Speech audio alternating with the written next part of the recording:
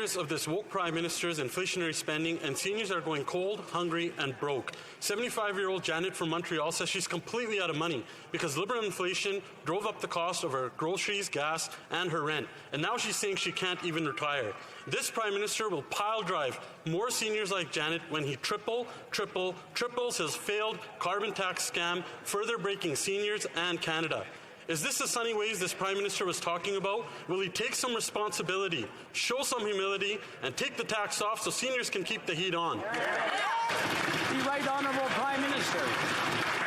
Mr. Speaker, while the leaders of the opposition members are simply focused on frightening seniors, what we actually saw 10 years ago was they raised the age of retirement from 65 to 67, which we returned to 65 when we first took office. Then we moved forward with an increase in the guaranteed income supplement of 10% for the most vulnerable single seniors that party voted against. We continued to step up in ways to support Canadian seniors right across the country, lifting more of them out of poverty, while Conservatives continued to argue against those investments.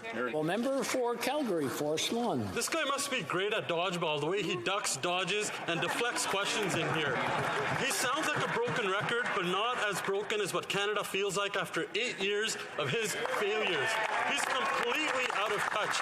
Does he actually think people are patting him on the back because he's raised the cost of gas, groceries, and home heating by his out-of-control spending and his failed carbon tax? If he doesn't want to take the tax off so Canadians can keep the heat on, why doesn't he just get out of the way so he can fix everything he broke? The Right Honourable Prime Minister. As a government, we stepped up to support Canadians during the pandemic. As a government, we continue to step up to support Canadians during these difficult times of high inflation and high interest rates. That's why we put forward initiatives to double the GST rebate for 11 million families.